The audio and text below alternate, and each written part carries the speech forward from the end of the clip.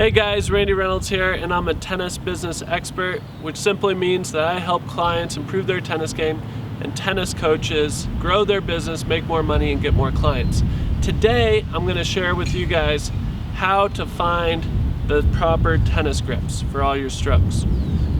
Now, first I want to go over why is the grip important. The tennis grip is important because the manner in which you hold your racket is going to determine the angle of your racket face. So if you're holding a forehand Eastern grip, the angle of your racket's going to be different than if you hold a semi-Western grip or a continental.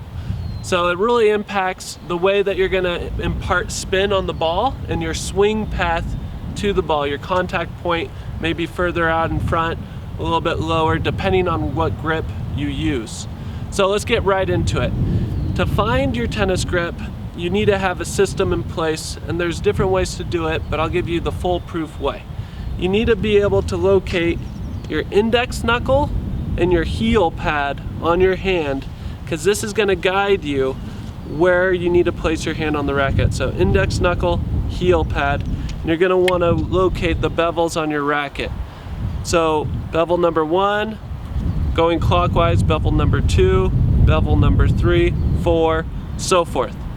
So what you'll do is on, for example, a forehand ground stroke, we teach all beginners here at Tennis Nation to use a Eastern grip on their forehand starting out, because it's just the easiest way to learn. So you're going to put your index knuckle and your heel pad on bevel number 3. 1, 2, 3.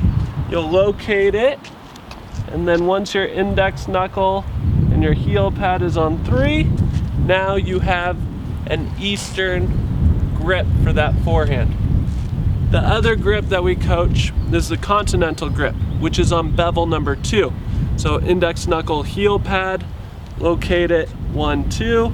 You put both of those on bevel number 2. You got a continental grip. You use that for volleys, sometimes chipping, the return of serve, slice, and serves, overheads. Now, there's some other tricks. For a forehand, an Eastern forehand, one thing that you can do is you can tell your clients to hold their racket out in front with their non-dominant hand and slide their hand down the racket face to the handle of the racket and shake hands with the racket. Generally, this will get your client to hold the Eastern grip for their forehand. Another one that the kids really like is you go take your racket for the continental grip, take your racket and hammer in the nail. Generally, their wrist is going to be in a more comfortable position using their racket to hammer in the nail. It doesn't matter which way you go about it, as long as your student or yourself is able to find the right grip and it makes sense to them. Some other tricks that you can do is once your client locates that grip, use a certain color marker to indicate what bevel on the racket their hand should rest on to obtain that grip. So bevel number 3 for Eastern, you would put a dot on bevel number 3 to indicate that's where you want your index knuckle and heel pad to lie.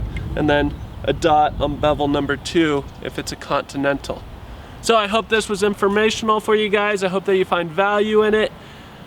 For more detailed explanation, visit our website at tennisnation.com. And of course, do me a favor, share this on social and get the word out there for me. Really appreciate it. I'll see you guys next time on the court.